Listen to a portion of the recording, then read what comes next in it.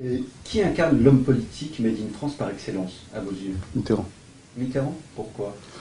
Mélange de culture, d'intelligence historique, et de mémoire, et de malignité, de force, d'intelligence incroyable, d'intelligence des situations, du fait qu'il est passé par des états politiques différents, enfin, etc. Je pense qu'il est vraiment un homme politique, il a été un homme politique tout à fait remarquable, incarnant toutes les ambiguïtés, toutes les contradictions françaises, et avec un talent inouï, quoi, d'artiste. C'était un artiste en politique, Mitterrand.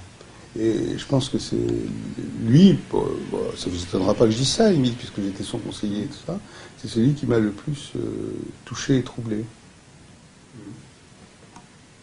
Je vous comprends. Mais merci de ce temps, en tout cas, vous avez mis à dire que vous me compreniez. Non, non, je suis en train de réfléchir. Non, vous n'avez pas besoin de la bénédiction pour aider Mitterrand. Non, merci beaucoup. Je vous en prie. Non, je vous en prie. Continuez. Ça ne vous paraît pas incroyable, c'est mon point de vue, toujours, on n'est pas obligé de le partager, qu'un président de la République n'écrive pas lui-même ses discours. Ils n'ont pas le temps. À un moment, d'abord, c'est vrai, la question du temps joue. Si vous avez déjà regardé l'agenda d'un président de la République, vous verrez qu'il ne peut pas arriver sur chaque discours officiel et écrire son discours en 2 secondes, comme ça, de 5 pages, tout ça. C'est pas un petit métier, président de la République. C'est d'ailleurs pas un métier. Et Aquilino Morel, qui, par exemple, écrit les discours pendant la campagne présidentielle de François Hollande, mais c'est un homme qui connaît François Hollande, qui partage ses valeurs, qui partage ses idées. Guénaud aussi. Guénaud, avec Nicolas Sarkozy. Et les présidents de la République participent aussi parfois à l'écriture de leurs discours, en des grandes occasions, etc. aussi. Ils ne sont pas non plus complètement dégagés de ça, mais enfin ça, Serge le sait mieux que moi, pour le coup. Que les hommes politiques sont très investis quand même malgré tout dans leurs discours, les retravaillent, les relisent et se les réapproprient. Ouais. C'est, Mitterrand, par exemple, il écrivait entièrement ses discours lui-même, et il les faisait tourner. Bien sûr. Les gens lui rajoutaient des trucs, tout ça, etc., ou enlevaient des trucs, faisaient des propositions. Puis il en faisait ce qu'il voulait après. Mais je crois que Sarko aussi, à la fin, il en faisait ce qu'il voulait. Et Hollande, je ne sais pas comment il travaille exactement, mais je crois que c'est à peu près pareil. Donc, Hollande écrit beaucoup. Hein. Il écrit beaucoup. Il écrit beaucoup, François Hollande. Hollande, il peut remercier le Fouquet ou le Sofitel? il peut remercier le Fouquet, Le Sofitel? non, parce Un petit peu quand même. Non. oui, peut-être d'un oui timide, sans... Comme un pourboire à une femme de ménage. Non. Je vous laisse la responsabilité de mes propos. La pire erreur de casting en politique. Je peux vous aider si vous voulez. Par exemple, Eva Joly. La Vox Populi, le peuple a parlé, là. Oui, dans vous dire la présidentielle. Ah oui, vous changez de... Ouais. Oui, on aurait pu imaginer candidate peut-être plus performante, là. Mais elle était gentille.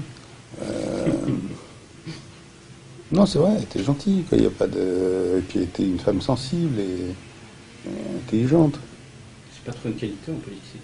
Mais si. Ouais. Bon, mais elle n'était pas faite peut-être pour être candidate, c'est différent. C'est par rapport à l'erreur de casting dont vous parlez. Hein, et vous avez raison. En tant que casting dans le rôle de la candidate, c'était pas terrible. Et ça ne veut pas dire que c'est une femme con, du tout. Ni une femme pas bien, ni une femme indigne, ni une femme, je sais pas, qui aurait été mal au sens moral. Je sais pas du tout, c'est une femme bien. Mais quel rapport avec la candidature? Dans ce cas, j'aurais dû me présenter moi, j'aurais été aussi bon. Oui. Même meilleur, je crois, non? Je ne sais pas, non, pas chez les Verts. Pas chez les Verts. Pas chez les Verts, ça m'ennuie beaucoup. Non. Et vous avez dit, je serais capable d'interviewer le diable si je le croisais. Oui. Pour vous, toujours en politique, mort ou vivant. Capable, ça veut dire j'aimerais. Enfin oui, dans ce sens-là. Oui. J'aurais aimé, oui. Est-ce que vous l'avez déjà croisé en politique? Non. Quelqu'un de redoutable? Non, parce que vous savez pourquoi? Vous savez pourquoi? Oui, parfois des gens qui... Mais c'est pas le Front National, c'est pas tout ça, pour éliminer tout de suite les idées. Parce que je crois pas du tout que le diable soit quelque chose...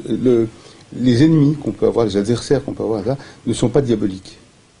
Ce sont des adversaires. Il n'y a pas de fatalité, il n'y a pas de force adverse. Non, il n'y a pas de fatalité, il n'y a que des forces adverses. C'est important. C'est-à-dire qu'il n'y a pas non plus de diable, il n'y a que des gens avec lesquels on n'est pas d'accord. Mais l'humanité il n'y a pas de diable dans l'humanité. Je suis clair ou je suis pas clair du tout? Non. C'est-à-dire que le diable nous renvoie à quelque chose qui serait extra-humain. Vous voyez? Et je ne crois pas qu'il y ait de l'extra-humanité. C'est-à-dire que chaque homme, chaque être humain, fût-il le plus grand des adversaires, le plus grand des salauds, le plus grand des je sais pas quoi, enfin bon, tout ce qu'on peut imaginer de pire au monde, c'est un homme, c'est une femme, vous voyez, et ça serait trop beau qu'ils soient des diables, parce que dans ce cas-là, on dira, c'est un diable. Vous voyez, ce qu'on a essayé de faire avec Le Pen, etc., la diabolisation, justement, c'était une vraie connerie, parce que c'était le plus sûr moyen de ne jamais combattre au niveau des idées. C'était le plus sûr moyen. À partir du moment où on dit c'est un diable, ah ben c'est fini, bon, c'est un diable, alors, on parle pas avec un diable. Vous voyez, comme ça permet de se dégager et de dire il est méchant puisque c'est le diable.